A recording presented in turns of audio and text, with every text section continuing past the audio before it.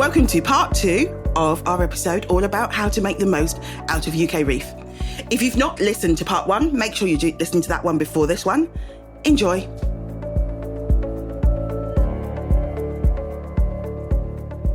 In terms of if someone's coming for the first time, is there any particular advice you would give them? So, never been, gonna show up in Leeds on the Tuesday morning. Anything that you think, actually, this is what I would do when you first get there? Check the weather forecast. Make sure you don't need a brolly. Good point. You don't, it's going to be fine. The wayfinding, you need to do that prep, which we talked about earlier. You need to know why you're going and who you want to do and what. So really, you need to be that prepped out. We've got the map. We've tried to make it a little bit more like a theme park style, where you can go in and it's kind of zoned and it's a bit more obvious as to where things are. Even when I go to places like Mippin, even though I've been to Mippin before, I still go in the day before to walk around to try to just gauge where everything is. I genuinely think it's really important just to see the site, whether you can attend early or not. Just try to get a gauge from the map as to where everything is. When I structure my program for any event, I know how long it's going to take to walk between this place and that place. Because you could book something that's in the city centre. The city centre, some of it's 20 minutes walk away.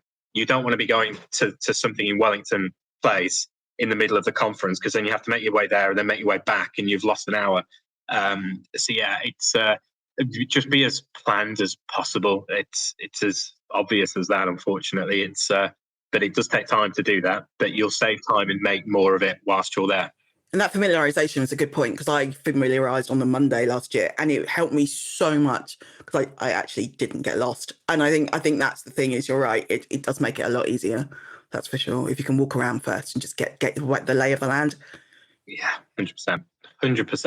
And I suppose the key bit, because a lot of people will be wanting to have coffees and meetings. We're going to put up a video in the next within the next week about meeting spaces, because it's quite difficult because we haven't got a pub on site. It's quite difficult to say, right, here's where to meet. We're going to try and make it really clear as to what spaces are available, because they're the places that you need to put in the diary. Because there's not that many cafes and restaurants outside the walls of the event. They're in the walls of the event. So we've made sure that we've opened up several more kind of cafe or meeting areas to be able to go and have those chats. And hopefully the sun's out and you can stand outside and enjoy some of the sun. But if it's not, there's going to be those inside areas to congregate, which is quite important. And they're great for those chance meetings as well. If you arrange to have a meeting with someone, know someone else in that room, and they're the great little networking bits which come with these events. And I think the other thing you can really do is research who's attending. So we've got the delegates directory now, you've got the app, really actually go through and thinking, right, actually, for example, if you're looking to connect with developers in London, you can search for that, can't you? And you can actually look for those people. And I think start to kind of build that out in a much more kind of granular way. I think for me, that's one of the things that people can really start to do beforehand. And also, I think there was also the thing about LinkedIn, that post of, I'm going to UKREiiF. Do you want to reach out for coffee? What days are you going? And using all those kind of channels to kind of flag that you're going to be there. And I think it's that whole thing of just making people aware. And you will have people who reach out and go, if you're going, can we meet you for coffee and all that kind of stuff. So just using all the channels that are kind of at your disposal. There is, of course, we've not touched on the fringe stuff or the evening stuff, have we? Because there's actually as much of that as there is inside the fence during the day. So, it's worth it. Nathan and the gang do a great job of giving you a list of all of the different events they've been made aware of that you can grab a place at, drinks events and things like that. There's a few of them that are closed loop for a particular audience, but there's quite a lot there actually that you can get a place at, and you'll end up flitting across the city. Your step count will be good. You'll end up you'll know Leeds inside and out. Certainly last year it was I did all right on the old step count, so you'll be able to get quite a hectic calendar of half an hour at this drinks and half an hour at that one and all of that kind of stuff. So it's well worth again prepping who's doing what, trying to prioritize, because obviously you'll get clashes. And again, as a team, if there's more than one of you going, which there probably will be, how do you divide and conquer? Who's going to go to which drinks thing? Because there will be lots of clashes. It's only a 3-day do, 2 evenings. Maybe you'll get there Monday night, but a lot of the stuff is Tuesday and Wednesday, late afternoon and evening. So in that regard, so what's the plan? How are you going to divide and conquer to get the best out of that as well. Would be good advice. Yeah. Is there anything you want to add on the before prep, Nathan? On the well, particularly on the fringe stuff, yeah, I agree in terms of divide and conquer. I find myself booking onto again, I'm probably using here more of a MIPIN kind of head, because at UKREiiF I'm a little bit more fluid. But yeah, I would be looking to join everyone for half an hour, go in there, work it. But I'm going for I know what my purpose is. My purpose I hate networking. But I have in my head, I'm kind of like, right, I'm going in there to meet as many people as possible. And so that's your goal. Really quickly. I will go in, I'll speak to 15 people, I'll have 2-minute conversations with all and keep making a reason to continue moving on. And then I'll move to the next event and the next event. Can I ask you a question on that? How do you move on from a conversation? I tell them why I'm there. It's really clear. Yes, no, I think he's right. You're just honest with people. Everyone knows why they're there. Yeah. And so, make your excuses. I need to go and I've got this list of people I need to go and meet, or things I need to go and do, and make your exit. Because you kind of do need to stay on the move with this stuff. What do you do, Ayo? Do you do business cards? I do business cards. So I do business cards, but I also do QR codes. So like on LinkedIn, for example, on the LinkedIn app, on the LinkedIn app, for example, you can, if you click on the search bar, you get the QR code coming up. I find that works really, really well. So I either do that, or I've got physical business cards, or alternatively, I will make a note in my phone, like, met such and such, this is what I need to do to follow up. Do you know what I mean? Because my memory is rubbish, and I always kind of forget stuff. So there's like 3 different ways depending on what I need to do, but I try and keep notes as well, because I just won't remember. And if you go to too many events. You said something quite quickly there, which is actually a really top tip. So on the LinkedIn app on your phone, if you tap into the search bar at the top, there's a little QR code looking thing that appears. If you click on that, it presents a QR code that people can then scan with their phone, and it will automatically link them with you. So that's quite a useful tool. It's a really useful one, and especially when you're out and about, I find. But I think, how can you connect? Can you connect on your app, Nathan? Yeah, you can kind of ask to connect with someone and message them, and then I think it sends them an email. Kind of needs them to really engage with it. It's less like a LinkedIn where it's a bit more of a real prompt. I would, in fairness, the delegate directory is I think is great, but actually I'm one of those where I triple message. I'd message them on the directory, I'd message them on LinkedIn, I'd email them. I'd be doing all 3, but that's because I'm quite defined with, I probably know that I want to meet 40 people, therefore I'm very defined in what I want to get out of it. You are a chief networker. I'm like, good on you. No, because I have to admit, my networking approach, I am a bit like, this might surprise you, but I don't actually love networking. It does leave me knackered afterwards. I actually prefer online, right? So for me, I actually go into an event and I think if I have 3 decent conversations, that's fine. And I always say I set my bar quite low, because that's how you get me there, because otherwise I wouldn't go. So I think, and it's just managing your energy as to what you can do. And I think, there's different ways of doing it, but it's just finding the way that works for you. I always find a percent. I try to figure out a percentage. So, for example, for MIPIN this year, I ended up not going due to some family issues. But my aim was to meet international delegates, because I wanted some of them to come from a thought leadership perspective. How are their cities? So we have actually landed some, because I had to cancel MIPIN, but therefore we've brought them over into Teams meetings, and it's worked out that we've attracted some of them anyway. But I literally had 40 people that I wanted to meet. That was it. The UK market, the team attending with that anyway. Picking up, and it's UKREiiF. People are talking about it. It's not a big thing for us. I LinkedIn messaged them. I contacted them, and then if they hadn't replied, I followed up. I messaged other people, and then I signed up to drink receptions that I'd have turned up to if I had have ended up going to MIPIN. And even if I wasn't invited, I'd have tried to turn up, because that's why if that's why I'm going, there's no point in me going to a drinks reception at an Irish bar to meet people I know if my aim is to meet international, and if I'm not invited, try and get in a room. I genuinely don't think you get turned away from rooms very often if things are invite only. If you just turn up and pretend you should be there, they tend to let you in. if I'm honest. I think we've said this before. I've heard it on your. We have said this before. We'll just pretend you belong there, and they'll let you in. I'm really not sure you were meant to say that, mate, but we'll let you No, off. we said it before. Hi, it's Ayo here, and I just wanted to interrupt the show quickly to say a bit more about what I do. I'm a digitally led marketing consultant, and I specialise in working with built environment firms just like yours. I think there's so much more that AEC firms can do to make the most of the digital marketing opportunity. And if it's something that you would like to explore working with me, how to make the best of online and in-person worlds, then do get in touch. Email me at ayo, which is AYO, at abbasmarketing.com, and let's have a chat. So how do we start those conversations, or what should we have prepped? I mean, in our notes, you'd kindly built something here for us around elevator pitch. But one of the things, at these sorts of events, you can have endless people sort of trying to network that you don't need to talk to. So it's as much about sifting and politely moving on.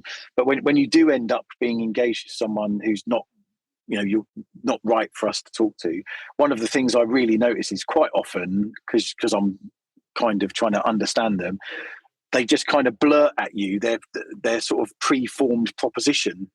It's kind of like, we do this really well, and it's like, well, that's nice, but so I think you need in the back of your mind, obviously what your business does and what value it creates for its clients or its customers, a proposition in the back of your mind, but you don't go in there on transmit. You should be going in with 2 ears, 1 mouth in that kind of ratio.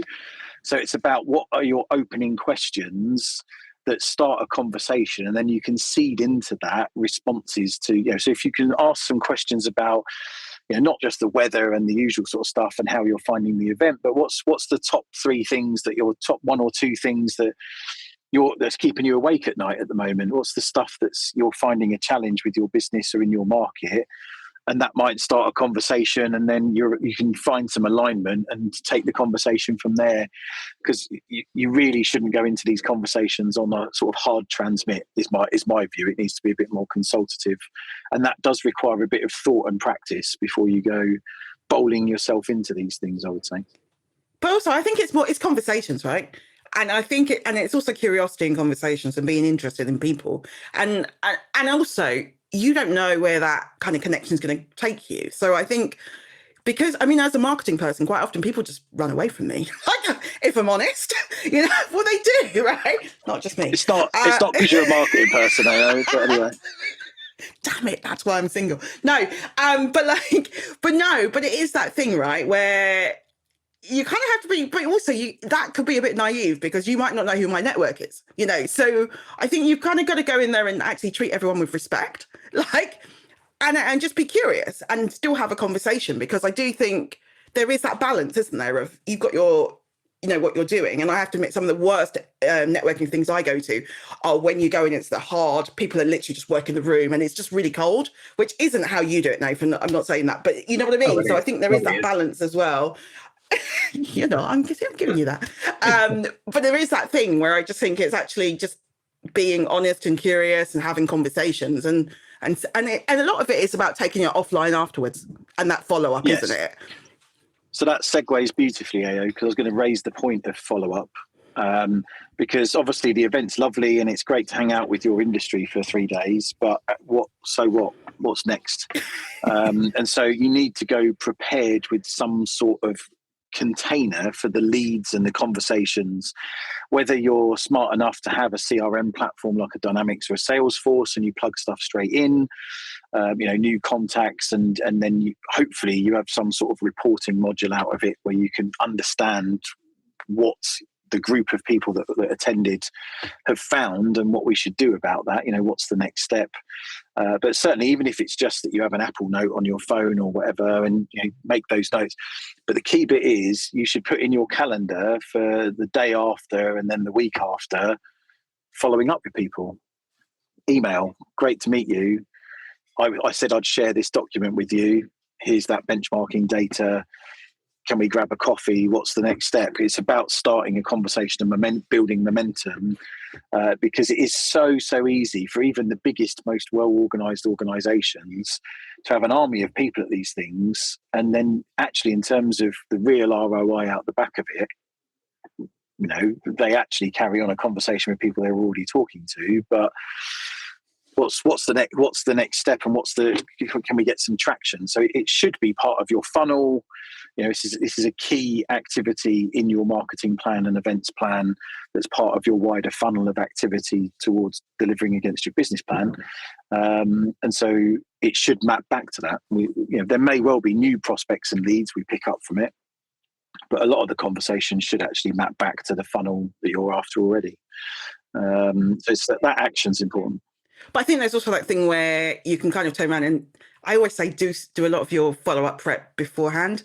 So actually have the emails ready to go. Like make it as easy as possible, because 3 days at a show is a lot and you end up knackered, right? So so that's why I kind of say in some ways I do a lot of the draft emails and all of that stuff is ready to go, especially when I'm working with clients. And it's just then when you get back, it's just you fill in this, you fill in the blanks here, and you can just get on and do all of that stuff. Have you got any tips on making it easier, Nathan?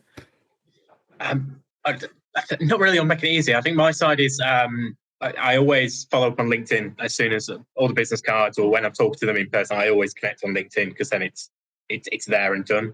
I always try to have, if I've got a target list of who I'm wanting to meet, there'd always be something that I want to follow up about.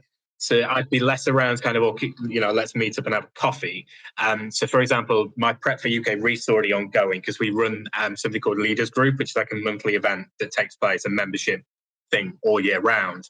The next one that we're hosting after UKREiiF is around coastal communities, because a member of parliament is wanting to create an all-parliamentary group focused on communities. So we've got an event booked in the House of Commons. So I've got a list of 10 councils or developers that I know might be interested in coastal communities that I can invite. So my follow-up is already in my mind. If I need to meet that person, my follow-up is why.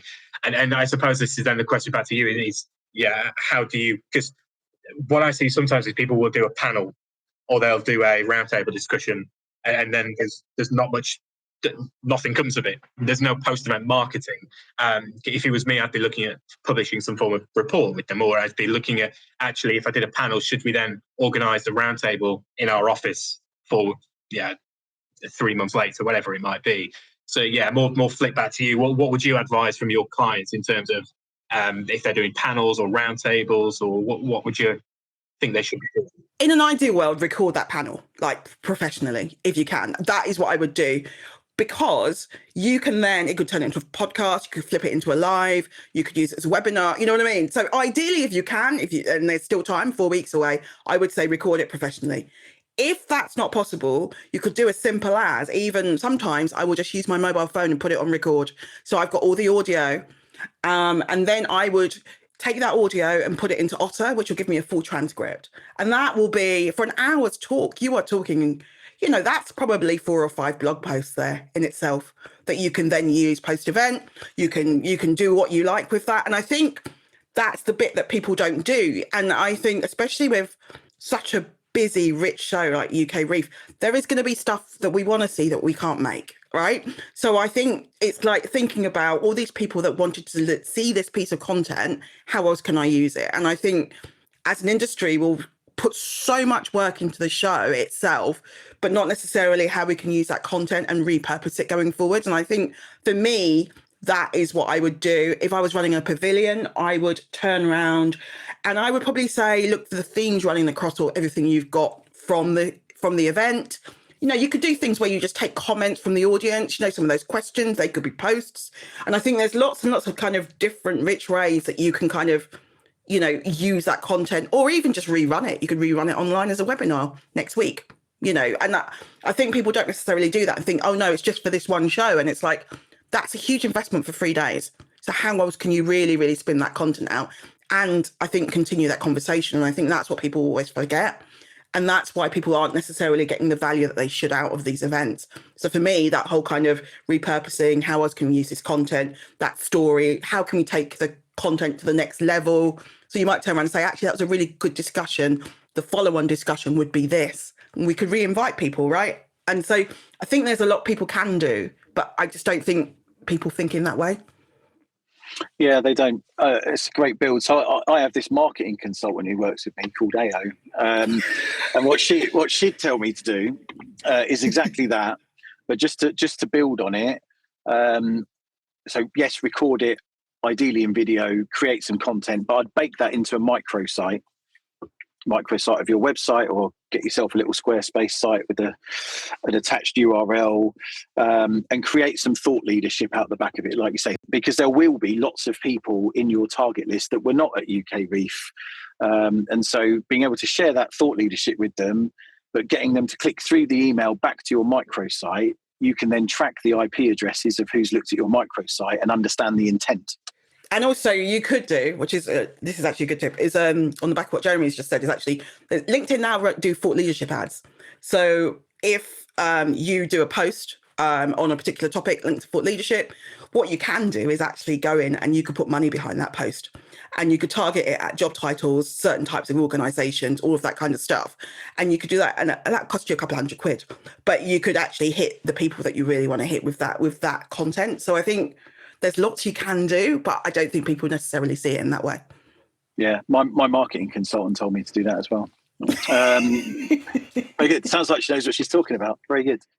One of the things I've thrown as well is making sure that if your marketing strategy, to me, you should kind of have it in the 12 months in advance of knowing the types of things that you're going to jump onto, at least a bit of a roundabout. If you're at UKREiiF, you don't have to just be collecting thought leadership or content that's around there. So if it was me, and actually I had a campaign in 2 months' time that was around sustainability, there's no reason why at UKREiiF, you can't be just getting an iPhone out and getting some videos of people who are at the event who are thought leaders and getting them to give their views that you can then use in 2 months' time. So yeah, you need to be a bit more sort of, don't just think about what you're doing at that event in one little roundtable or panel, but think about how UKREiiF can be structured around the whole thing. We try and do it well in advance of, on the Monday at UKREiiF, we have interviews in certain areas where I'm talking about, this is happening in this room behind us. I know that video is not going to come out for 6 months, but yeah, we've got that in the pipeline, knowing that when it's going to be used, we've got the content for it. So it's planning, basically. It's a planning framework for. Yeah, exactly. Yeah, make sure that you and utilize marketers who are creative, get different ideas, because if you're just doing one type, and if you just look, you'll always come up with similar ideas. So push out and get some thought leadership from other marketeers out there as to what you can be doing. I've made a note of that one. My marketing consultant could have told me about that. It's a great point, Nathan. Thank you. She's not that good. Danielle said, we've had a lot of success with a series of private roundtables around a central theme, new communities, which we've then produced content for our website and our social media. You really can take one thing and flip it to use in so many ways. And I think as well, I think it's that whole compounding effect. When you start to flip it, that story grows and grows and it gets a lot more traction. And it really does it goes into people's minds a lot more. And I think that's where people kind of don't realise. It's like, actually, it's worth saying that same thing in different ways, multiple times, all the time. Yeah. Has to be. So I'm conscious of time, Ayo. We're down to our final 3 minutes. So we've had a good old chat, and we've covered some ground. We've covered tons of ground. Thank you. And thank you for everyone who's also commented as well. Where do we find you, Jeremy? LinkedIn, Jeremy Brim, Growth Ignition on LinkedIn. Is connect up, follow me and all that kind of stuff. And then I'll relentlessly pump videos to you, some of which might be useful. Because I've got this marketing consultant who helps me do it. We know where to find Nathan. He's a Nathan Spencer, UKREiiF. He's running around quite a lot. Thank you both for joining us. Have a great rest of the day, everyone. Thank you.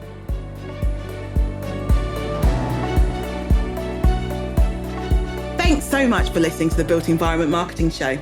Don't forget to check out the show notes, which will have useful links and resources connected to this episode. You can find that on abbasmarketing.com. And of course, if you like the show, please do share it with others on social, as it helps more people to find us. See you soon.